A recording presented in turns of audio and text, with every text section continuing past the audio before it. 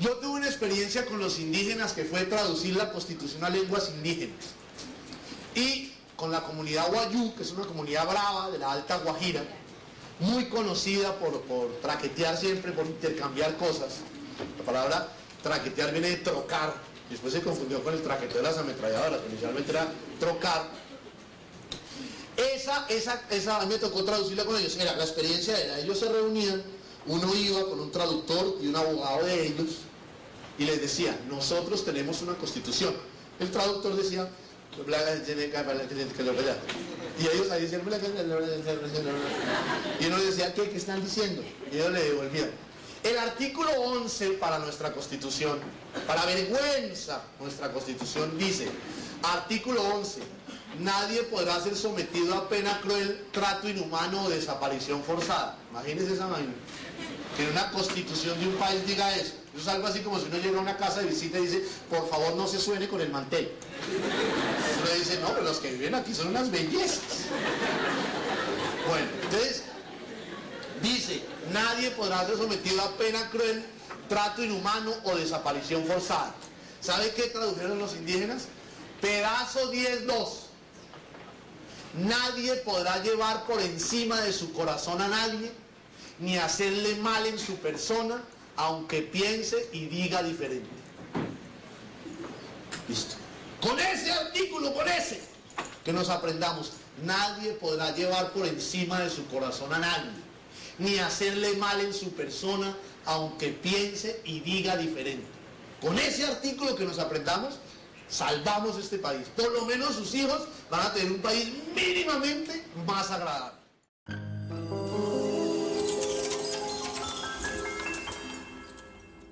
Este no es otro podcast neutral. No venimos a repetir discursos de manual ni disfrazar lo político con palabras bonitas. En un país donde opinar distinto puede costarte todo, decidimos no callar. Queremos discutir lo incómodo, lo que se calla en la academia y en las reuniones familiares, pero se grita en la calle. Hoy no traemos un invitado, traemos el manifiesto. Porque si vamos a hablar de diseño, arte, cultura y política, que sea sin miedo y sin pedir permiso. Pongan a hacer café, que las ideas aquí no se sirven frías y el pensamiento no se endulza, se agita. Bienvenidos. Claro que sí. Bienvenidos. Buenas. ¿Cómo me le va? Bien, ¿y a usted cómo le va? Excelente, excelente. ¿Cómo le amanece? Muy bien, enérgico. ¿Enérgico, pero porque amaneció enérgico o por las álgidas noticias y movimientos telúricos que hemos tenido? De todo, ha sido una semana muy movida en Colombia, en Cali, en nuestro barrio, en nuestra ciudad. ¿Hoy dónde estamos, profesor? Estamos en zona centro-norte. Centro-norte. De la ciudad. Uh-huh. Viviendo un momento álgido, político, de mucha discusión.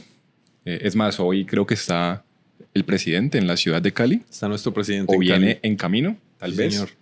Y arrancamos este podcast con el sabio maestro ya fallecido Jaime Garzón y su interpretación o su traducción hacia esas comunidades a las que él tenía que traducir parte de la Constitución Política de Colombia, con un mensaje que es un poco lo que nos motiva también. Correcto. A hablar el día de hoy.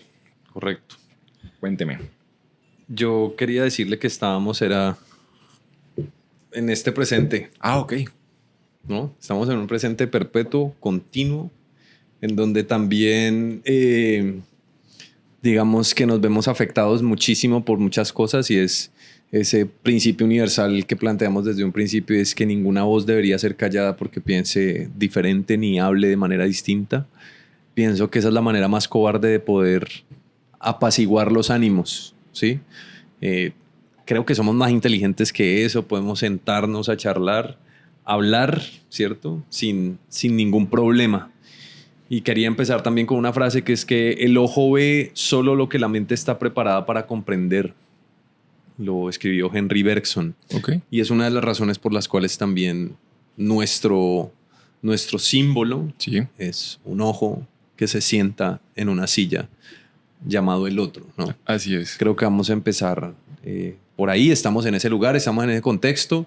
Es muy chistoso porque la otra vez veía el episodio de Ternario y decía Pato que somos la generación que lo hemos visto todo, y creo que ahora hemos visto tantos acontecimientos históricos que yo ya me quiero bajar del bus. Ya no quiero vivir otro hito histórico. Sí, ya no más. Me da susto vivir la Tercera Guerra Mundial también. Ojalá eso no ocurra, porque según Einstein la Cuarta Guerra Mundial se va a librar con palos y piedras. Imagínense. Difícil. Entonces, listo. Estamos en ese presente. Déjeme, iniciemos de una vez con esta parla. Sí. Preguntándole... Antes de la pregunta, quería ahí complementar para cerrar ahí el tema de lo que nos motiva hoy. Y es que evidentemente que estemos usted y yo aquí sentados es porque encontramos en nuestras diferencias unos puntos en común y de ahí nace el otro, ¿cierto? Desde lo que usted piensa y desde lo que yo pienso, es la posibilidad de encontrar esos elementos que tanto opuestos como que converjan o convergen, podemos dialogar a través de ellos y sacar ideas, propuestas, propósitos, o simplemente descartar lo que no queramos o con lo que no estemos de acuerdo, pero sin necesidad de eliminar o desaparecer esas ideas, ¿cierto? Entonces creo que es la oportunidad de eso. La invitación es a esa reflexión y a seguir como cuestionándose y preguntándose pues qué queremos tanto para nosotros como para seguir construyendo en sociedad. La invitación es a leer. Creo que cuando leemos también tenemos la oportunidad de colocarnos en la postura del otro, de colocarnos en los zapatos del otro y entender un poco esas diferencias, ¿cierto? Ayer publicaba una historia de se me fue el nombre de este escritor, Mario Mendoza. Mario Mendoza, exacto. Decía que quien no lee cree que sus opiniones son importantes, que su vida es importante, que sus dolores es importante, descalificando o deslegitimando o tal vez minimizando las de los demás, ¿cierto? Y quien lee, pues obviamente está en la capacidad de entender y hacer un análisis de todo eso. Listo. Sí, es que es simple lo que dice Mario ahí, es que efectivamente, si yo no leo, desconozco. Exacto. Y creo que lo que me está ocurriendo a mí no le ha ocurrido a nadie más. Exacto. Sí, es hermosísima esa entrevista, sí. Listo. Era ese cierre, bueno, ya como reflexión. Ahora sí. ¿Quién es usted, maestro sillólogo, hoy? Hoy vengo lindo, vengo preparado, vengo hermoso, vengo bello, trayendo el Arts and Craft a la mesa. Hoy soy William Morris, pero una versión sudaca. Discípulo descarriado de John Ruskin. Pero con menos té de las 5 y más café y chontaduro con miel y sal. Hoy soy artesano de palabras, diseñador sin miedo a ensuciarse las manos, no decoro el mundo, lo transformo, sueño con utopías socialistas entre talleres de serigrafía y memes marxistas. ¿Quién es usted, señor Juan Pablo Revelo, el día de hoy? entre en personaje. Hoy soy John Ruskin, Epa. iluminando este entorno con las 7 lámparas de la arquitectura, intentando hablar sobre la fenomenología, pero del diseño, a las esquinas o cortes o alambradas espesuras de el primoñero del durazno, acompañado con una muy buena taza de café preparada por mi mejor amigo Camilo Giraldo. Claro, qué bello, qué bello. Gracias. Bueno, hoy, como ustedes han acostumbrado, siempre iniciamos con un poema. Hoy no va a haber poema. no hay poema. Hoy no va a haber poema. Hoy Exacto. vamos a hablar del manifiesto del otro. Así es. Y creo que es justo y necesario. Necesario. Desde el primer episodio, el episodio 0, le puse yo a usted esa tarea. Correcto. A construir ese manifiesto. Correcto. Pero para arrancar con ese manifiesto, yo quiero que lo acompañemos con gastronomía, con sabor, con paladar. ¿Listo? Y es la oportunidad de presentar a nuestro público, a nuestros otrolivers, Sí. a los otrísticos, Sí. que vean y escuchen este banquete auditivo. Como toda buena mesa popular, aquí nadie se va sin opinar, sin llenarse. Bienvenidos a la sección del gordo. Aquí no se viene a comer por antojo, se viene a tragar patria, desigualdad y un poquito de chontaduro, Ok. si alcanza, por supuesto. Buen provecho, gracias Juan Diego Zamora, productor del otro, por traernos este afrodisíaco. Ya le cuento que el plato del día así es afrodisíaco, es ancestral, es de amores y odios. Yo recuerdo que voy a hacer mención a Lorena, que era mi anterior roomie, que ella viene del Tolima y cuando probó el chontaduro le pareció la cosa más asquerosa del mundo. Ok. Y la semana pasada la vi en una historia comiendo chontaduro con sal y miel. Entonces le dije, ahí estás, te Ok. vas de Cali y ahí sí empezás a comer chontaduro. Muy bien. Y La han funado. la he funado. Exacto. Un tesoro del Pacífico. Se cose sin sal. Obviamente su proceso lleva horas, tarda horas también en ser cocido para poderse masticar, porque pues obviamente es un producto totalmente duro, consistente. Y además le cuento que es originario pues de la América tropical. Ha sido cultivado pues, por pueblos indígenas desde hace más de 2000 años. O sea que es milenario. Y algunas comunidades lo consideraban un alimento sagrado por su alto valor nutritivo. Se puede encontrar en lugares del Pacífico como Tumaco, Chocó, bueno, y evidentemente Buenaventura y Cali. ¿Usted dónde compra, por ejemplo, el chontaduro? En la esquina. En la calle. En la Eso calle. es lo más bonito, de que el chontaduro es popular. Se encuentra en el mercado, eso sí, pero usted va y compra chontaduro a Don Wilson. Yo me acuerdo que afuera de mi colegio había uno que le decíamos el amigo, porque a todos nos decía amigos. Ajá. Ah, no, socito, nos decía socito. Socio. Y entonces él tenía su bolsita de chontaduro con miel, con sal. Y delicioso, para que lo deguste. Ok. De hecho, lo que más extrañé cuando viví en Bogotá es que no había chontaduro de 4.000 pesos, sino de 20.000. Y sí, coincido en que muchas personas dicen que el chontaduro es un gusto adquirido, aprendido. ¿Cómo es, Cami? ¿Aprendido? Adquirido. Adquirido por los años. Porque a la gente le molesta es como lo arenoso. Ajá. También dice que una cosa que se cocina tanto tiempo no debería existir para comerse. Entre el chontaduro y el mondongo. Pero esa gente come mondongo, güey. Y Exacto. come guanábana. ¿Te gusta la guanábana? El punto es que, digamos que yo he consumido chontaduro desde que el paseo de la hueva de mi papá, ¿cierto? Pasó a los ovarios de mi mamá Ya. y constituyeron esa otra partida de cromosomas para que yo creciera. Y desde ahí empezó mi gusto por el chontaduro. En otras palabras, mamá comía chontaduro cuando estaba en embarazo, pues, de este Rion Roskin. Además que pues lo que te decía, como que se le atribuyen unos elementos como sagrados, afrodisíacos, de Eso no lo fortaleza, de poder. Está muy relacionado también con el sexo, entonces el jugo de borojo con chontaduro y huevas de toro para No, pues ponerse con huevas no lo he potente. comido. Eso también lo vendían. Entonces, delicioso. Espero disfrute su chontaduro en esta su sección del gordo del otro podcast. Lo felicito, profesor. Usted ha traído la mejor sección a este episodio. Y yo no sé si usted sabía el secreto que se esconde detrás de la semilla. No, cuénteme. Oh, ok. Tiene un coco. No joda. Me acaba de sorprender. Sí, es una nuez. ¿Ya? Lo que te estás comiendo es lo que le quitan los pelos del coco. O sea, los pelos del coco vendrían siendo como esos pelitos que te estás comiendo y el coquito Claro. es lo que está dentro de la semilla. Oiga, usted siempre... No paran las sorpresas. No para las sorpresas. Usted Casi me destruyo los dientes. Pero ahí está el coquito. Ya, coquito. Lindo. Me acuerdo que eso era para mí mi huevo kit de sorpresa. Chontaduro de Cali, sucursal del cielo. Y Y con mi cáscara. acompañadito de café, por Por supuesto. eso, lo mejor para acompañar un chontaduro siempre va a ser el tinto y sin azúcar. Siempre. Eso de que, ay, que me da griera, de que... Tener estómago de caleño, papá.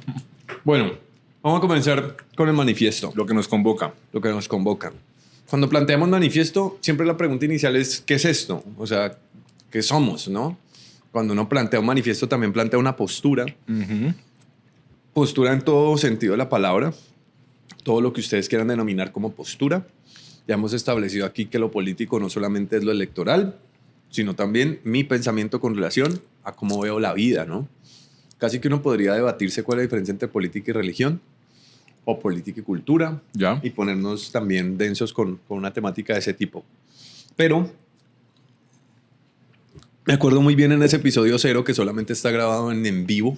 Si quieren ver ese episodio 0, tienen que meterse o a mi perfil de Instagram, @JuanRebel, o al perfil de Instagram de Juanse. Solo tenemos en vivo, ¿no? Creo que está en Por Spotify. eso. En Spotify está el 0. Ah, El 0, sí. sí. Y el episodio 0 también está en Spotify. Síganos en Spotify. Síganos en Spotify. Y allí Juanse, muy cordial, muy bonachón, me encargó la tarea de escribir algo que justo hoy en el episodio 16 nos sometemos a Sí, hacer. señor. Entonces voy a empezar con la primera estrofa, si le parece, Bien pueda. para que usted vaya siguiendo la línea, ¿cierto? Sí. Y vaya estando pendiente pues de esa otra parte. Tiene usted la palabra, maestro. Un manifiesto para un podcast que no quiere responder, sino invocar. Así comienza con este manifiesto. Después del Crystal Palace, todo se iluminó y se enfrió.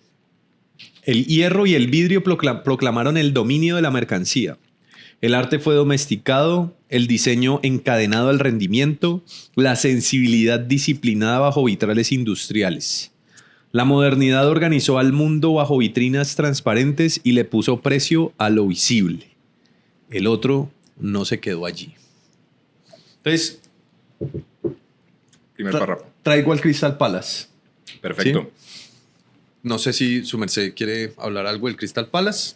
Me parece, primero, responde a nuestro quehacer original, que pues quienes nos siguen también y quienes nos conocen saben que somos diseñadores industriales.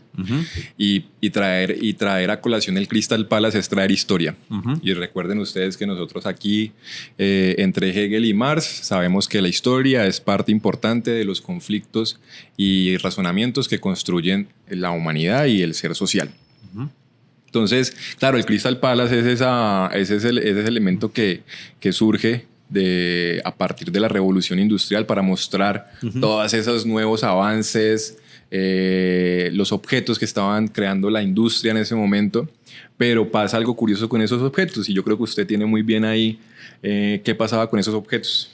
Sí, primero, chistosísimo, quien construyó el Crystal Palace haya sido un jardinero. Empezando por ahí. Joseph Paxton, Eso. ya lo hemos dicho varias veces acá. Entonces es curioso porque no es un arquitecto quien funda el espacio donde habitan una cantidad de objetos que habían sido reproducidos no por las manos, como hacían en la Edad Media o en el revival medieval, sino por máquinas, ¿no? Entonces, digamos que de alguna manera eran copias historicistas. Hay que explicar aquí un poco que historicismo es diferente a ecléctico y es diferente a kitsch. Ya. El historicismo lo que significa es traer cosas del pasado al presente, ¿cierto? Y del pasado hablo del Renacimiento para atrás y reproducirlas en este presente con combinaciones. Entonces de repente usted puede encontrar una silla barroca rococó o una silla de la ilustración y mezclarla con el romanticismo, y a eso se le adjudica el carácter o el concepto de historicismo. ¿Qué significa traer copias historicistas? Pues que se desvanece, se diluye, se pierde toda carga espiritual que contienen los objetos. Cuando hablo de espiritual me refiero a que cuando usted está haciendo un trabajo sobre la madera o sobre la arcilla, usted le impregna su ser. Por eso, si usted tiene su abuelita o su abuelito le dejó una silla o le dejó un radio, usted no ve el radio Sony ni ve la silla Rimax, sino que ve todo lo que significan los recuerdos de su abuelo o su abuelita o su papá o lo que sea en ese objeto, ¿no? Entonces, digamos que se trata de una especie de fetichización de la mercancía con relación al cuerpo tecnológico. Ajá, a la red de trabajo. La red de trabajo. Exacto. Entonces, Qué pena si usted me va a dar la palabra, pero me estoy atrancando. Siga. no se preocupe.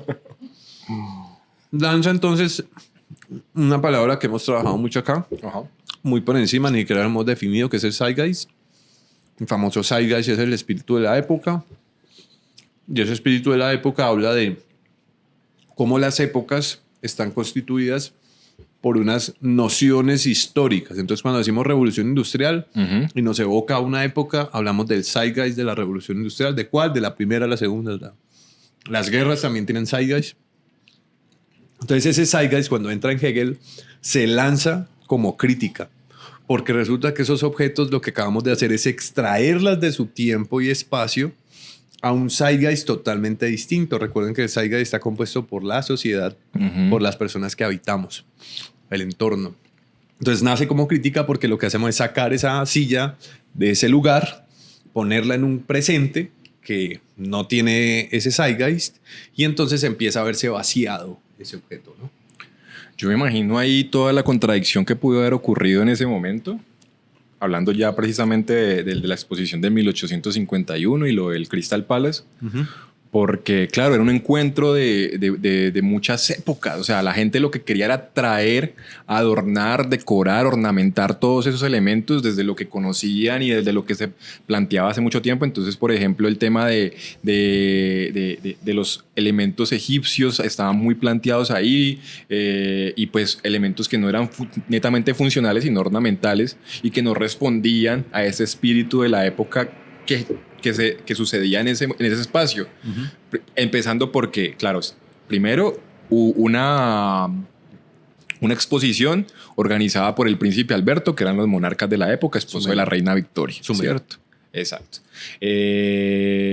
Segundo, pues obviamente el auge de la revolución industrial. Y tercero, el invitado que fue ese año, que fue Estados Unidos, que llega a desmontar todo lo que estaba sucediendo dentro de la industrialización en la Europa del siglo XIX.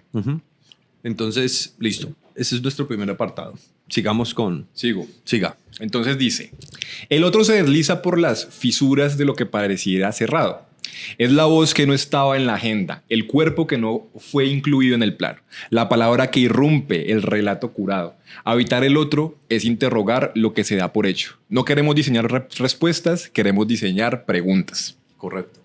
Eso significa que en términos dialécticos esa fisura de la que hablamos es la negación que revela la verdad del sistema. ¿Cómo así?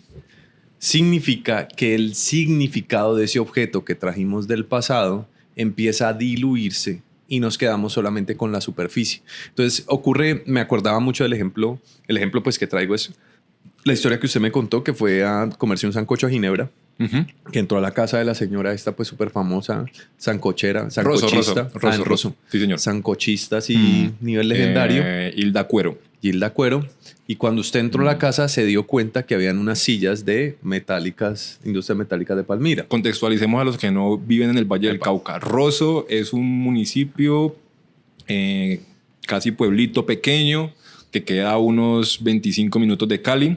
Pequeño, pues tiene su plazoletica, su iglesia, pero está muy relacionado con Palmira y Palmira tuvo un auge industrial y una relación muy cercana con todo lo que pasaba con la Bauhaus en mitad del siglo XX. Correcto.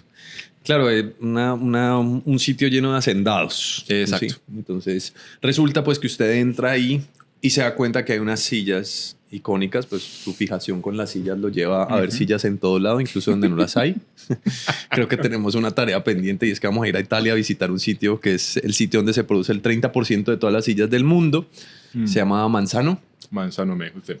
Entonces, en Udine. En Udine. Entonces, resulta que usted entra a ver las sillas y estoy seguro que las dueñas de la casa no tenían ni idea de qué era la silla. No creo. Bueno, pues es justamente a eso con lo que me refiero con la fisura. Ya. Es decir, que lo que estamos viendo es una voz ausente que hace que el espíritu de la época no avance, sino que avance hacia otro lugar totalmente distinto. Entonces, ¿cuál es ese lugar distinto? Pues el verla como una simple silla. Mientras tanto, usted lo ve desde otro lugar. Y estoy casi seguro que las personas que construyeron la silla en el momento en que la construyeron tienen una óptica totalmente distinta del objeto. Y si tuviéramos a Gropius viendo la réplica de su silla, muy posiblemente vieran las cosas de manera distinta. Exacto. Bien. Quiero cerrar esta parte del manifiesto, este párrafo, que usted tradujo muy bien lo que hablamos también en el primer episodio, Y era, no queremos diseñar respuestas, queremos diseñar preguntas, ¿cierto? ¿Te acuerdas cuando le dije que traía una visión muy socrática del preguntar? Entonces, la mayéutica, preguntar siempre por qué, hasta encontrar una respuesta que tal vez no sea la última verdad, sino que seguir cuestionándola. Entonces, no traemos una verdad absoluta, traemos preguntas que queremos ir respondiendo. De hecho, eso está muy relacionado. Eso está muy rico, güey. No sé. Creo que no fue muy buena idea ponernos denso con chontaduro, man. Eso está muy relacionado con... Hay una edad que mis papás le llaman la edad de la porquería. ¿Ya? Y es porque el niño pregunta todo el tiempo por qué. Entonces yo le decía a mi mamá por qué el cielo es azul, por qué el prado es verde. Y mi mamá, yo creo que llegó un momento en el que se saturó tanto que dijo como que, vea, le compré estos libros. Unos libros de Norma que se llama El porqué de los niños. Ya. Entonces me decía, cada vez que yo le hacía una pregunta, me decía, vaya y lea. Obviamente ya sabía leer, ¿no? No es que me haya puesto en plan, lea, y yo no tenía ni idea, ¿no? Ya. Y entonces esa cantidad de preguntas que uno se hacía, el libro intentaba darle a uno respuesta. Le estoy hablando que nosotros somos más viejos que Google, ¿no? Sí. Entonces, para que lo tengan presente. No, cuando yo estaba preguntándole eso a mi mamá, Encarta ni siquiera existía, weón. Sí, entonces Claro. me tocaba punta diccionario. De hecho, me aprendí de memoria el diccionario a tal punto que yo buscaba la palabra simplemente moviendo el Maravilloso. libro. Lo pueden consultar, le pueden preguntar ahí en alguna foto mía y estoy seguro que mi mamá va a responder de manera afirmativa. Entonces, a lo que quiero llegar... ¿A dónde quería llegar? A las preguntas.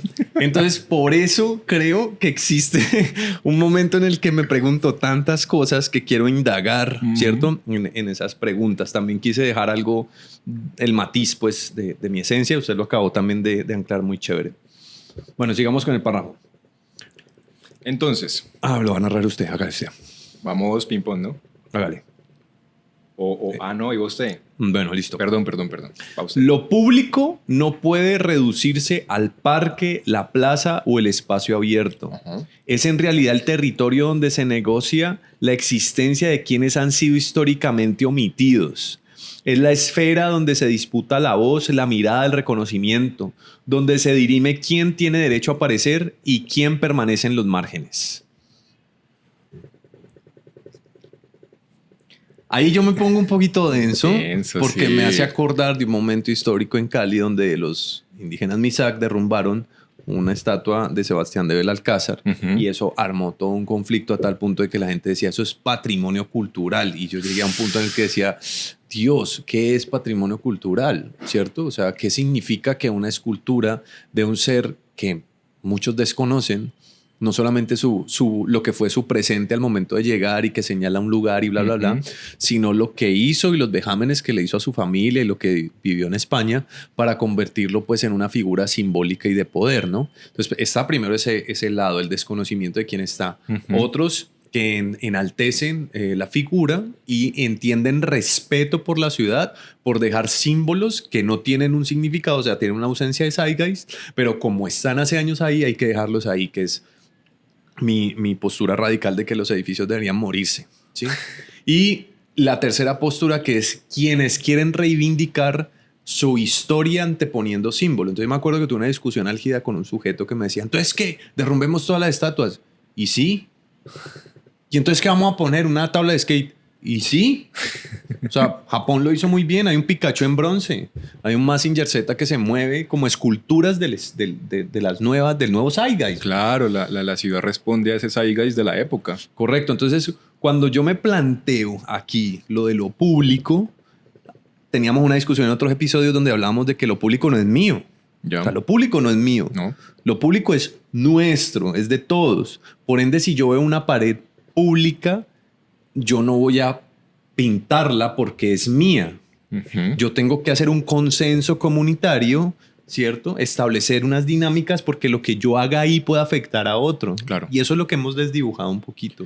Mira, ¿qué pasa ahí entonces con el tema de la historia y la tradición oral? O sea, yo creo que, pues obviamente, entiendo yo que la estatua, que es el ejemplo que ponías, está ahí por esa tradición narrativa de que el abuelo pasa al hijo y el nieto, y el nieto pasa hacia sus hijos y a su descendencia, Sí.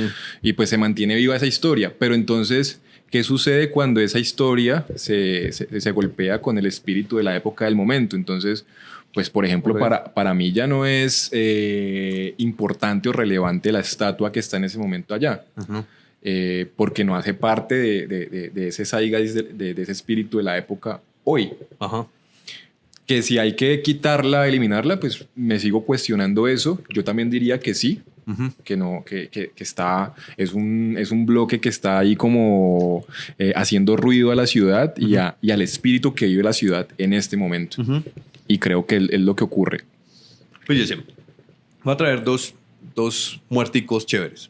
Okay. Hegel dice, el espacio público es donde el espíritu se objetiva. Uh-huh.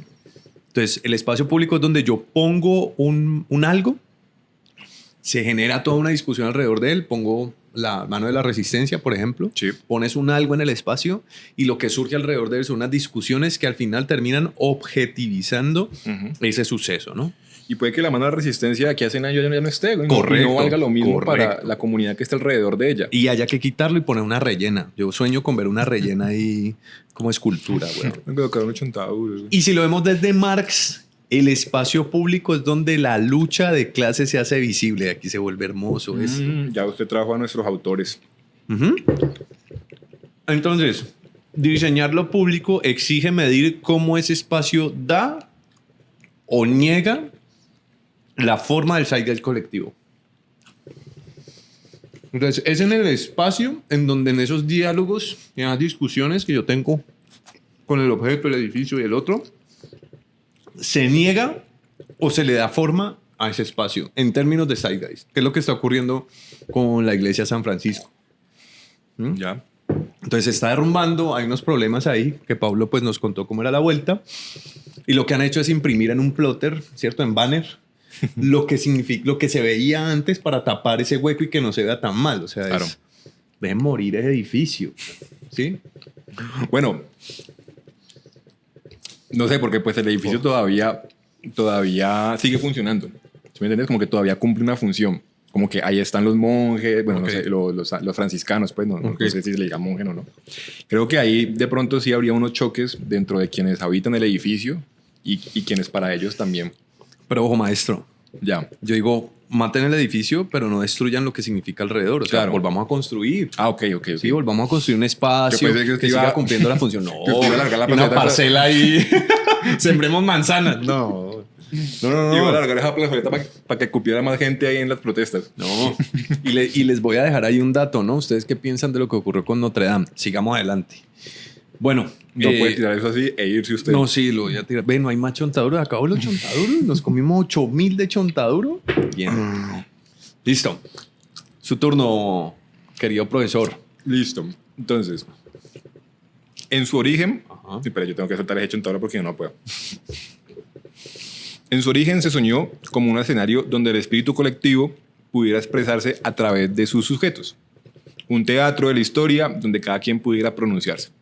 Pero ese escenario no ha estado abierto para todos. Solo se accede a él con credenciales, voz legitimada, lenguaje permitido y representación conocida. Siga. Con el tiempo, ese espacio fue cercado. Lo que debía ser común fue parcelado, regulado, monetizado. Pelay, que eso es importante. Lo público se transformó en un campo de fuerzas, en una superficie tensa, donde habitar sin permiso se volvió transgresión. Hoy el terreno compartido está saturado de lógicas privadas. Lo común se ha vuelto marca, lo compartido se ofrece con condiciones. Recuperar lo público es más que una consigna, es una forma de justicia. Me encanta. Tal cual. Pero no sé, me está emocionando. No sé qué se me cayó. Bueno. Arranco con un ejemplo. Arranque con el ejemplo. La arquitectura hostil. Sí. Entonces, diseñamos nuestras ciudades para que el habitante de calle no se pueda acostar en las bancas. Ajá, por ejemplo. Diseñamos nuestras ciudades sin pensar en las personas que tienen movilidad reducida. Ajá. Y que no pueden habitarlas. Ajá. Diseñamos los parques y los cercamos para que no todo el mundo pueda acceder, por ejemplo. Ajá. O lo que hicieron en Cali hace unos años, hace poco, que fue poner todas esas barandillas negras en los separadores viales que tienen espacios verdes para que las personas no puedan ir, para que no saquen los perritos y hagan sus necesidades ahí. creo que responde a eso que estamos planteando ahí. Sí, o sea, Marx también describe que el cercamiento que se da es la conversión de la vida en mercancía. Claro. O sea, entiéndase que cuando usted va a trabajar y a usted le pagan, a mí me parece muy curioso que aquí en Latinoamérica se le diga al jefe, muchas gracias. ¿Muchas gracias de qué? ¿De qué? No, de que me está pagando. ¿Cómo así? Gracias por darme trabajo. Si lo que usted está haciendo es convertir sus 8, sus 10 o sus 11 o sus 12 horas, su cortisol, su ausencia de sueño, su perderse crecer a sus hijos, si es que los tiene, o perderse crecer sus perros, pagar un arriendo de más de 500, 800, 1 millón, 2 millones, 3 millones, solamente para ir a usar en la habitación, porque al otro día tiene que levantarse temprano. Es decir, usted está convirtiendo su vida, su ser en plata. Exacto. En dinero, ¿no? Entonces, ese lugar que hemos llamado público se ha acercado para convertirnos en mercancía dentro del entorno. No lo estoy criticando, solamente quiero que seamos conscientes de lo que está sucediendo. Entonces, yo al jefe no le tengo que dar las gracias, ¿cierto? Es un derecho de mi jefe que me tenga que dar lo que me corresponde. Es un deber, un deber. Un deber, perdón. Que me tenga que dar lo que me corresponde por haber hecho lo que a mí me correspondía, Exacto. que era trabajar, ¿no? Es un intercambio. Entonces, lo común empieza a comercializarse, pero el diseño perpetúa o subvierte, ¿sí? Entonces, cuando hablamos de diseño, hablamos de un elemento, un objeto que está dentro de ese espacio mercantilista, que lo que empieza a hacer es hablar, a rozar o a contemplar las discusiones alrededor de la misma, que es lo que ocurre con la mano del puño de la resistencia. Ya. O vámonos a otro lugar. No sé si han visto que a veces cogen esas casas que han construido en los 70s, así, todas republicanas, Ajá. pues, y como con toda una herencia española. Sí, neocoloniales. Coloniales, y llegan y ¡ran! La tumban y ponen, con todo respeto, una panadería, pero que son bloques con ventanas compradas en Home Center, Sí, sí, sí. blancas, Sí, sí, sí. y ponen allí una panadería. Entonces, como que empieza a verse una pérdida, una ausencia de diálogo en cuanto a la forma. Claro. Listo. Vea que antes de eso, cuando hablaba lo del trabajo y lo del trabajador, Sí. no sé si se acuerda usted en el episodio con Simón, que eso también responde a una alienación que sufrimos frente al mismo sistema. Entonces Simón decía, que para que vayan a verse el episodio, nadie lo hace como Simón lo hace, Simón decía que para él en un principio era contradictorio de que le pagaran por hacer lo que a él le gustaba. Ok. Entonces él decía que él se lo disfrutaba, que le encantaba, entonces que cuando empezó a trabajar, pues que digamos que él sentía esa contradicción de que es que a mí me pagaban por hacer lo que a mí me gusta, entonces como que en ese... Pero después, obviamente, Simón toma una postura y claro, pues me pagas por lo que a mí me gusta hacer, Claro. pero es que es mi tiempo, Correcto. son mis recursos, es lo que yo he invertido, es mi vida, lo que te Correcto. estoy dando al final de eso, y pues por eso pues debe tener un reconocimiento justo y digno para poder seguir con su trabajo y su vida profesional y privada. Correcto. Porque si ese espacio en donde el otro puede existir con dignidad, entonces abrirle paso es reescribir las condiciones mismas de lo visible y lo posible.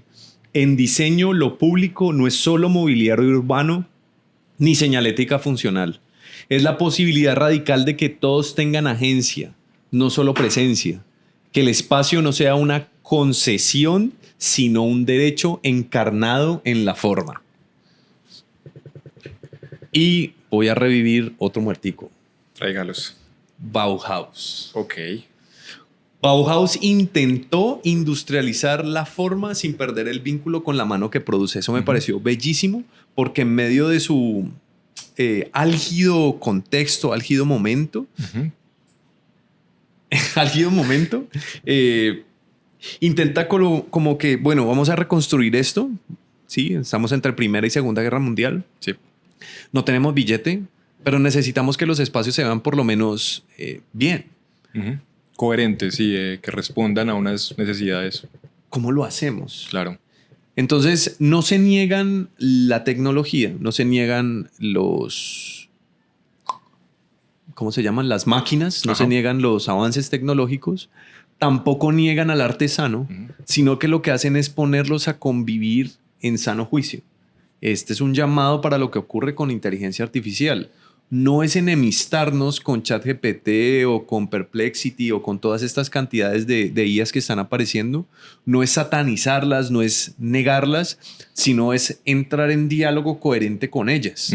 No es adjudicarles ese adjetivo o esa palabra tan importante que es inteligencia, porque insisto, no es inteligente, ¿sí? Porque estaríamos dependiendo de que la inteligencia es quien alberga la mayor cantidad de conocimiento en su cerebro, y eso no es ser inteligente. Por eso para mí el ICFES o las pruebas SaberPro son lo peor que puede existir para poder definir que alguien sabe o no sabe. Porque no es un cúmulo de conocimiento que se alberga en tu cerebro como si fuera un balde al que se le llenan cosas. Ser inteligente es poder crear asociaciones donde no existen, relaciones cognitivas donde no las hay, y eso solo se logra si su cerebro está en constante aprendizaje y conocimiento leyendo cosas. ¡Boom! Quiero que guardemos estos minuticos del video para luego irlo a buscar y sacar el reel que vamos a publicar en Instagram y en TikTok, para que usted se haga viral y llegue esto al Ministerio de Educación. Uy, ojalá, ojalá. Vea que, bueno, volviendo a Bauhaus y al muerto, porque creo que es importante. Yo lo relaciono mucho lo que pasaba entre Bauhaus y Marx. Obviamente había unas influencias también importantes.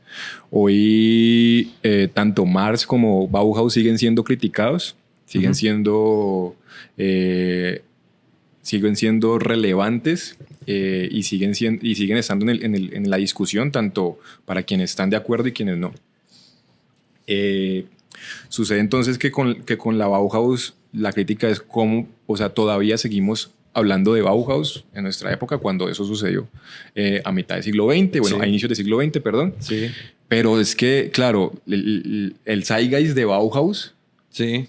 se desdibujó también con el paso del tiempo. Sí, correcto. Y lo hemos discutido cuando mencionamos... Tiene que pasar, y la así naturaleza. Exacto. Pero Bauhaus nace también con una conciencia social y una conciencia de clases importante, que se contrapone también a lo que venía sucediendo con el auge del nazismo en ese momento, y por eso termina siendo desterrada. Lo mismo ocurre con Marx y esa misma discusión. Entonces, no recuerdo hacia dónde iba con esto, pero me parece importante lo de traer a colación a Bauhaus, porque es parte de nuestra historia y es el referente que tenemos para volver a reconstruir lo que puede ocurrir con el diseño y cómo puede influenciar ahora en este momento, cómo podemos, iba a lo de la relación entre la inteligencia artificial y lo que ocurre con el diseño. Pues así como lo hicieron ellos en su momento, pues nosotros también romperemos ese paradigma. Correcto. Y restableceremos unas nuevas discusiones, unas nuevas conversaciones, como lo hemos dicho, que tal vez a hoy no tengamos las palabras correctas para relacionarlas, pero quienes hablen de más adelante de lo que hicimos hoy van a decir, esta gente lo que estaba haciendo era esto, y sucedía esto, y a partir de eso ocurrieron estos nuevos resultados. Correcto. Y avanzamos. Correcto. Sin negar el progresismo. Correcto, muy bien. Hasta ahora lo que hemos tratado de hablar precisamente es, primero, que digamos que todo nuestro manifiesto se desprende desde este momento álgido llamado Crystal Palace, 1851, donde lo único que se estaba haciendo era meter objetos replicados. Sí, es como ir al PTQ y en este momento ver puras réplicas, ¿no? Sí.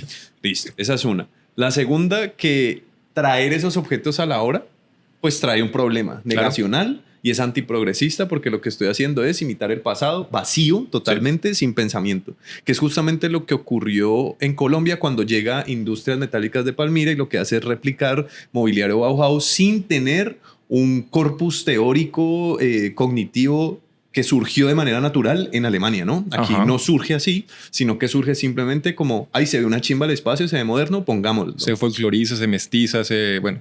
Exacto. También estamos planteando que el lugar público significa que es de todos, que no es mío, sino que es de todos, y que justo en ese espacio es donde todo lo que habita se mercantiliza, pero que es el diseño y el arte, porque también quiero meter el arte ahí, son quienes reivindican esas otras posturas no mercantilizadas, sino que generan un diálogo en torno a todos esos objetos que se ponen. Eso sí, sin negar lo privado, porque entendemos que el sistema en el que estamos en este momento habla de lo público y lo de privado, pero eso más adelante lo tendremos que problematizar y hablar en qué términos está lo privado y si seguiremos con ese mismo concepto de lo privado que tenemos en este momento. Correcto. Continúe, querido profesor. Listo. Viene la parte chévere. A ver. Y entonces cabe volver a preguntar quién es el otro. Ajá. El otro es condición para el yo. No se trata de un ente distante, sino del reflejo necesario para la conciencia, para que la conciencia se reconozca. Sin él, el yo permanece en la sombra. El otro es el espejo que incomoda, que revela, que impide el autoengaño. No es amenaza, es revelación. El otro también es el cuerpo concreto que ha sido abstraído, invisibilizado, reducido a engranaje. Es quien produce sin firmar, quien construye sin ser nombrado, quien sostiene un ser sostenido. Es el que fue transformado en cosa, pero sigue latiendo como sujeto. No es un error del sistema, es su fundamento. Correcto. Ucha, Correcto. que acabe de leer. Entonces, en la dialéctica amo-esclavo, Ya. o si lo quieren poner en términos más chévere, cazador-presa, Sí. si quieren ponerlo más primitivo, la autoconciencia, el autoconocerse, nace a partir de la alteridad, Ya. con la alteridad. Y la alteridad solamente se genera cuando el otro emerge como usuario ignorado o diseñador periférico. Es decir, que cuando estamos trabajando esa dialéctica amo-esclavo o cazador-presa, ese otro nace a partir de cómo me cuestiono el cómo llego allá, o si esa persona realmente es mi amo o no, o si realmente yo como presa puedo convertirme en cazador. Esto es muy Foucault, Ya. porque es una cuestión de pelea de poderes, prácticamente. Y en esa pelea de poderes lo que tratamos de nosotros colocar entredicho es no nos enaltecemos ni nos imponemos sobre el otro, sino que podemos jugar en cualquier momento a estar de un lugar y estar del otro, ¿no? Pero con lo que estamos dejando manifestado es que no siempre tenemos que jugar en los mismos bandos, que creo que ese es el mayor problema, ¿no? Me acuerda mucho a una entrevista que se le hizo a Petro. Fíjese, esto me pareció chéverísimo porque el man dice, vamos a traer gas Ok. por líneas eléctricas. O sea, vamos a traer gas por las líneas eléctricas de no sé qué país. Sale un personaje con que usó mucho tiempo gorra y que además quería que en su tarjetón no apareciera el nombre, sino que aparecieran 4 letras, que era por el apodo que lo nombraban, y lo entrevistaron y le dijeron como, bueno, ¿y usted qué piensa de eso? Es que no, imagínese, yo cómo voy a entrar en diálogo y en discusión con cómo le ocurre decir que el gas viene por cableado eléctrico. La ignorancia es atrevida. Y de repente llegaron otros súper periodistas que tienen una emisora radial bellísima, ¿no? Que es súper, no sé, hay espacio donde caben todos en esa emisora. Y trajeron una persona especialista en electricidad y en gas y en minería, Sí, sí, sí, a que les explicara y les dijera que si eso estaba de manera incorrecta, a lo que el profesional responde que estaba nuestro presidente en todo lo correcto, Que ya se es un hacía. término que es gas by wire, que se utiliza en inglés y que todo su gremio lo conoce, ¿sí? Así Y es. vos tenés tu granja minera o tenés tu granja de gas y en vez de coger todo eso y llevarlo de un lugar a otro, lo convertís en energía y lo liberás por el cable eléctrico. Es decir, tu electricidad está dada por el gas. O sea que es correcto el término. ¿A qué quiero llegar con esto? A que eso es justamente lo que nosotros tratamos de criticar. Exacto. Y es cuando yo me paro en la postura de la opinión, cuando yo me paro, como lo decía Mendoza, en no leer, en que todo lo que yo digo es irrelevante, soy el importante, pues empiezo a tener ese tipo de afectaciones. Ahora, imagínese esa persona siendo referente, vista por otras personas que están en la misma categoría. ¿sí? Claro, porque es que ahora el poder está de otro lado y ese poder se enfrenta a una lógica hegemónica, como lo decías vos ahorita, Ajá, y entra en contraposición porque esa lógica hegemónica también es el poder. ajá, Entonces hay un choque de poderes, como se dice. correcto.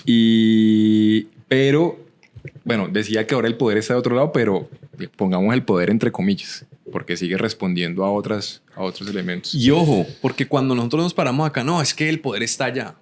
Pero cuando este lugar toma poder, también hay que ponerle vigilancia. Claro. Sí, también hay que supervisarlo. Claro. Entonces, sigo. En la práctica del diseño, el otro es la usuaria ignorada, la Ya. comunidad silenciada, el territorio intervenido sin consentimiento. Es también el creador periférico, la voz no homologada, la estética que no entra en los premios. Es quien no fue consultado cuando se diseñó el mundo. Y desde una ética del encuentro, el otro no es objeto de estudio ni de compasión. Es alguien con quien se convive, se dialoga, se construye, donde no hay escucha, no hay alteridad. Donde no hay alteridad, solo hay dominio. El otro es quien cuestiona, quien pregunta, quien propone también. Sí.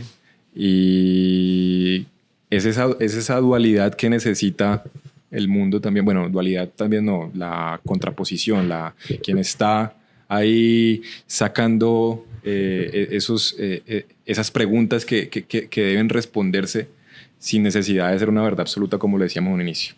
Correcto. Y aquí traigo, usted me escuchó decir que era John Ruskin iluminando con las 7 lámparas. Sí. Bueno, hay un libro que se llama The Seven Lamps o The Seven Stones of the Architecture, las 7 lámparas de arquitectura, y en donde Ruskin era una persona tan conservadora y tan psicorrígida que él no andaba en bicicleta porque era un movimiento antinatural. O sea, imagínese el nivel de conservadurismo y de ortodoxia, ¿no? Entonces, él criticaba mucho, por ejemplo, que el ladrillo se le aplicara estuco y después se aplicara pintura. Porque él decía, estás tapando la verdadera obra, el verdadero ser. Exacto. O que cogiéramos la madera y la pintáramos. O sea, es como para él, eso era como un elemento y una mentira, ¿sí? Se le denomina la mentira de la producción. Entonces, cada vez que un molde es sustituido por la escucha, entonces esa mentira de la producción se cae. Y es lo que justamente está ocurriendo hoy en día con todo lo que estamos viviendo. Escuchar a Patricia, por ejemplo, en Ternario decir que nunca ella había sentido que trabajaba en una agencia de diseño liderada por diseñadores, sino que era el contador o no sé quién. Claro. Y que hoy en día sí está ocurriendo. Estamos hablando de una ruptura de ese molde. Entonces, vea que ahí me parece interesante y me salgo un poquito del párrafo que acabamos de leer porque entramos en contradicciones en las cuales empezamos a buscar puntos en común. ¿A qué me refiero contradicciones? Cuando mencionamos que somos John Ruskin, pues John Ruskin era antiprogresista. Y nosotros no negamos eso. Pero nos parece importante también su visión de lo que representó tanto para el diseño como para la idea que él tenía de arte y diseño. Bueno, arte, sobre todo arte y oficios más bien, porque en ese momento no era diseño. Y lo mismo pasa cuando traemos a Hegel y a Marx, que era lo que yo le decía. Cuando usted me presenta a Hegel, yo entiendo que la representación del espíritu de la época viene relacionada con la conciencia del ser humano frente a las ideas que lo contraponen, pero desde lo que plantea Marx es que esa conciencia está condicionada por los elementos materiales que lo rodean o que lo hacen existir. Y entonces para Marx la idea es sujeta de lo material, y para Hegel la idea es parte del pensamiento y la construcción social que tiene el ser humano. Exacto. Entonces, vean que hay unos encuentros súper interesantes ahí. Claro, y es que también eso está alineado con lo que pensamos, y es que si nosotros negásemos a los pensadores antiprogresistas o conservadores, estaríamos justamente en negación de lo que nosotros estamos planteando. Y es que la construcción ha sido a partir de esa otredad, de la hibridación cultural, eso es el otro. más no mestizaje. Ese es el otro. Bueno, continúe. Entonces, maestro. Vivimos hoy bajo el signo de un espíritu flotante que pretende nombrar la época, una corriente de ideas, sensibilidades y valores que se presentan como inevitable, como si el mundo no pudiera ser de otra manera. Se nos dice que este es el tiempo del presente eterno, del entusiasmo productivo, del futuro como promesa de consumo, pero ese espíritu no es neutral. Está tejido con las manos de quienes controlan la maquinaria, moldeado por la lógica de quienes convierten toda emoción en mercancía. No flota libre ese espíritu del tiempo. No es una intuición espontánea, es una máscara, una ideología vestida de sentido común. Se escribe en las fábricas, en los mercados, en los cuerpos que sostienen los sistemas, sin aparecer en ellos. Nos llega envueltos en filtros, en discursos suaves, en campañas de inclusión que no incomodan al poder, en estéticas que simulan diversidad sin redistribución. Perdón. Nos llegan como greenwashing, por ejemplo. Entonces, digamos que el desafío del diseño, porque el arte creo que nos tiene un área ya ganada, un territorio ya ganado, en el diseño creo que es romper con lo homogéneo. volviendo a conectar la forma y la vida. Y esto no es un discurso hippie, ni vámonos a una finca a cultivar y tan, que sería chévere. Ajá. Es parte de mi objetivo con mi monita, llegar a ese lugar.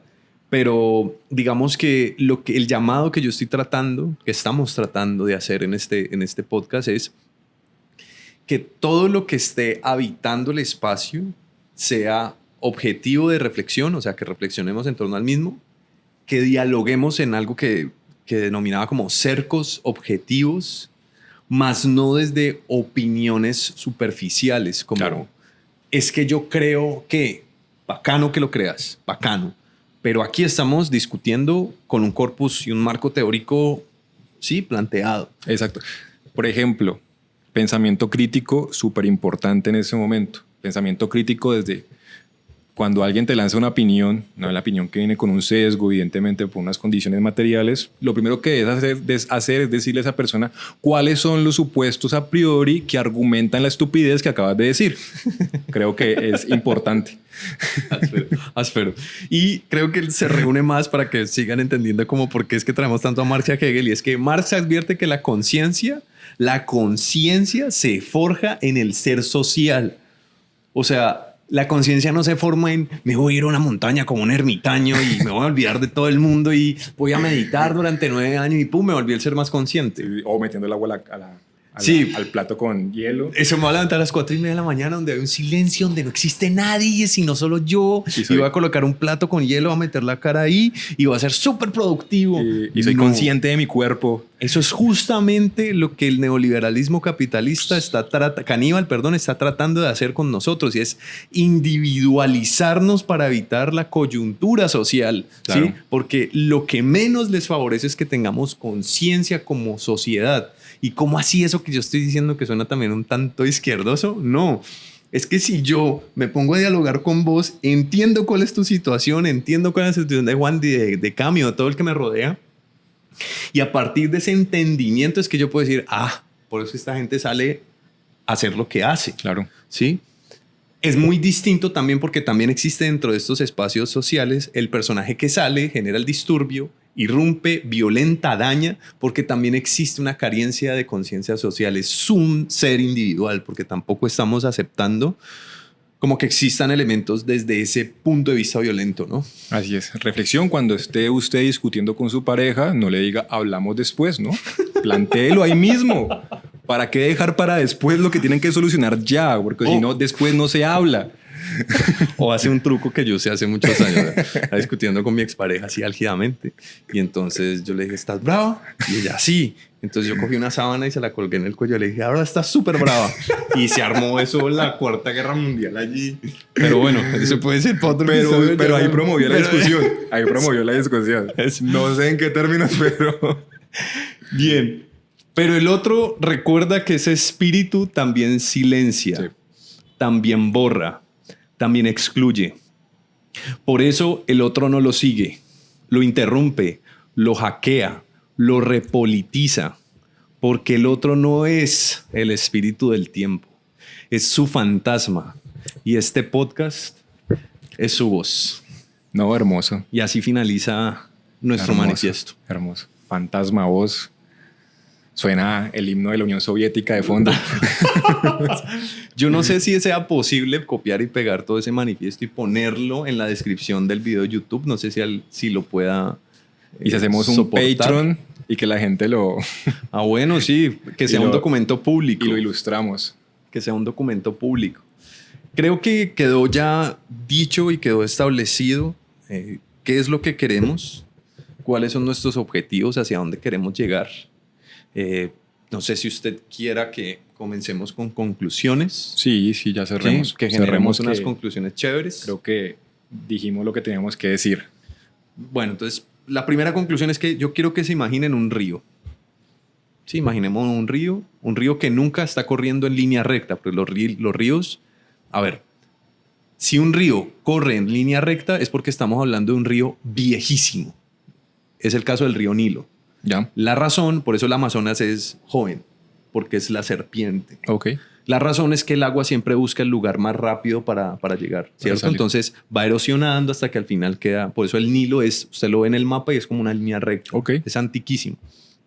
Pero imaginémonos un río que no está corriendo en línea recta, sino que choca con meandros, choca con rocas, ¿cierto? Hay remolinos, turbulencias, pero el man sigue bajando, ¿sí? Porque cada remolino es un conflicto, cada curva es una contradicción. El agua no se estanca, sino que el agua se enrosca para ganar más fuerza y seguir. Ya. Creo que esa es lo primero que podemos decir. Y es que el devenir histórico es un proceso dialéctico. No estamos buscando rupturas, no estamos buscando desenredar rupturas ni desenredar conflictos, sino antes ponerlos en manifiesto para poder seguir dándole fuerza a ese río, ¿no? Tal cual, lo de la historia como un proceso, de que es un proceso dialéctico, es decir, no es lineal, sino que está lleno de contradicciones que generan esa transformación. Entonces, traigo de nuevo a Hegel. Para Hegel, la transformación de la conciencia se eleva hacia la libertad, y para Marx, pues es el motor de la lucha de clases, es el conflicto material entre las fuerzas productivas. Entonces, Marx decía, la historia de la humanidad es la historia de la lucha de clases. Muy bien. Y entran esas contraposiciones ahí que hablamos ahorita y que nos permiten pues surgir todo este diálogo. Muy bien. Segunda conclusión. Antes nosotros contábamos las verdades encerradas en un templo de mármol. Okay. Sí, en los templos se contaban las verdades. Hoy vos puedes encontrar la verdad en un tiquete de bus, en el icono de una aplicación, en la tipografía en una valla. ¿Sí? Es decir, que la obra de arte es la encarnación del espíritu del tiempo, que es diferente al de la época. ¿Ya? Es decir, que todo el tiempo nosotros estamos viendo todas esas verdades. ¿Sí? Simón cuenta su verdad, Paulo Ledesma cuenta su verdad, Ternario cuenta su verdad, Denar cuenta su verdad con la bicicleta. Los episodios han contado verdades distintas. Es decir, que ahorita nuestras verdades o ese zeitgeist del que hablamos es un zeitgeist como popular, ¿no? Ya. ¿Sabe qué espero yo? De que en algún momento, cuando los seguidores estén mucho más activos, vayan a los comentarios y pues nos cuestionen, nos confronten, nos cuestionen. Nos pongan comentarios, eso que usted dijo no es verdad, eso que usted dijo está errado, eso que dijo no es correcto, eso que dijo está equivocado, o pienso lo que usted está diciendo ahí. Ajá. Porque ahí es donde se abre el diálogo, ahí es donde se abre la discusión. Estoy de acuerdo. Tercera conclusión. Sí, señor. El reconocimiento del otro como mediación. Nosotros somos entes mediadores. Sí. Que no dejan a un lado su postura, claramente, ¿no? Como diseñadores, creo que tenemos ese espíritu de mediadores. Exacto. Entonces viene como el dicho de que la cámara frontal de tu celular necesita lo que hay enfrente. Sí. Es decir, que sin rostro, pues no habría una foto, o sin espejo no hay un yo, o sin objeto a que fotografiar, pues no existiría tal imagen. Estoy tratando de hacer la analogía con que esto significa el otro, pero este otro no existiría sin quien está detrás accionando el objeto, ni lo que está delante de él para que sea visibilizado. Entonces es entender que nosotros, como el otro, somos espacios de mediación, ¿sí? Social. Uf, voy a amar. A usted iluminado a nuestra audiencia el día de hoy. Y digamos que existen unas dos últimas conclusiones, ¿cierto? Sí. Cuando usted está jugando ajedrez, usted necesita dos bandos y necesita unas fichas. Ya. Si no existieran esos dos bandos y si no existieran las fichas, el cuadro de ajedrez sería un mantel. Claro. ¿Sí? Entonces, cuando hablamos de el espíritu objetivo, establecemos que necesitamos institución, espacio y un mundo en donde se comparte. Es decir, que ese mundo o esa conciencia social no existiría sin el individuo, ¿sí? Entonces, no es individualizarnos ni negar la individualidad, porque sin el individuo lo social no existiría, ¿sí? Y así existen como las disparidades, ¿no? Necesitamos la idea para que exista la forma. Necesitamos el día para que exista la noche, ¿sí? Ujú. Aunque esa parte también me causa un revuelo porque la naturaleza del universo es estar a oscuras, ¿no? Realmente Claro. el día lo tenemos es porque estamos cerca a una estrella. A una ¿no? estrella. Pero la naturaleza del universo es estar en oscuridad total. Por eso mismo, por eso vuelvo y retomo lo de las condiciones materiales y soy enfático en eso, como que las condiciones, sí, eso responde a una materialidad tangible y lo discutíamos la otra vez, como de que tal vez en algún momento podamos llegar a una tecnología tan avanzada que podamos decir las ideas surgen porque hay unos átomos que chocan en un momento de una relación que está haciendo un proceso neuronal en nuestro cerebro. Es un Ajá. elemento material, algo que sí, no, puede que no sea, que no lo podamos coger, pero hace parte de la materialidad de nuestro contexto. Correcto. Y por último, la superación del presente. O sea, superemos el presente criticando el fetiche de la hora. Entonces, a veces nos enamoramos mucho de lo que estamos creando ahorita. Y en ese enamoramiento de esa creación, estamos olvidándonos de cómo construir. Entonces, podemos llegar en un momento, y estoy seguro que va a pasar como le pasó a Wittgenstein, y es 10 años después miraremos esto y diremos, pana, ¿usted qué estaba diciendo? ¿Sí? Tal cual. Y está bien, Claro. porque si pasa eso, es porque hubo progreso. Pero si por el contrario seguimos pensando de la misma manera, estamos yendo en contra de lo que estamos pensando. Claro. ¿Sí? Imagínate uno decir, uy, sí. O sea, uno con 50 años y verse a los 30 y decir, pues sí, sigo pensando lo mismo. ¿Qué pasó todo Claro. este tiempo? O sí, me parece más chévere mirarme 50 años con 40 que voy a cumplir y decirme, ¿qué estás diciendo, güey? Claro. ¿Sí? Claro, Entonces, digamos que es una invitación y es que superen su presente. ¿Sí? claro. Uy, Superen su presente porque no considero el futuro ni el pasado. Superen este momento. me ericé y todo. Güey. Si este capítulo no se fuera a llamar el manifiesto del otro, se llamaría así. ¿Cómo? Superen su presente. Pues llamémosle así y entre paréntesis el manifiesto del Ok, otro. listo. Es toda la tarea hecha, maestro psicólogo. Está muy bien. ¿Usted se imagina que vayamos a dar una recomendación de un libro, digamos, léanse El Principito? No, mentira, léanse un libro, algo de Daniel Javif. Ok. Después de toda esta conversación. Usted es Padre rico, pobre. Eso. El monje que perdió su Ferrari. En fin. Eso es, digamos que en resumen, lo que somos para los que nos han preguntado. Digamos que nos encanta hablar de diseño de arte. Nos encanta traer invitados que tengan una línea de experiencia en torno a lo que estamos hablando, pero también nos interesa mucho exponer lo que no somos también, ¿sí? Porque no somos lo que hemos construido, sino somos lo que nos han invisibilizado, ¿sí? Por eso es que nos presentamos a veces de manera random. Se ha quedado sin palabras, ¿no? Sí, no, es que estoy anonadado. No, me encantó el capítulo, me encantó el episodio. Cerramos con Hoy soy. Hoy soy. Soy ¿Listo? Juan Cerón. Y yo hoy soy William Morris después de una resaca. Ush. Me gusta. Listo. Entonces, soy Juan Pablo Revelo Munar porque tengo mamá. Y hoy soy Bukowski, Straight Edge. Y esto es El otro. el otro podcast. Por favor. Por favor. Vea, nosotros no consumimos rufilis. Nosotros no tenemos esa pepa que cuando uno se la come todas las neuronas se juntan y tenemos un cerebro prodigioso. Para nosotros hacer esto nos toma bastante, ¿sí? Y creo que la mayor recompensa que tenemos es que cada vez que vemos el perfil del otro desde Spotify o de YouTube es que incrementamos seguidores porque han creído en lo nuestro. Entonces, la frase que yo les dejo es, por favor, compartan nuestro episodio, síganos si les encantó y si no, compártanlo para que los demás sufran lo mismo que ustedes sufrieron. Comenten incluso lo que no están de acuerdo porque quieren ser la nigua en medio de los dedos de sus pies para nosotros. ¿Listo? Pero por favor, síganos. Recuerden que el otro es público, no es privado. Aprovechenlo antes de que...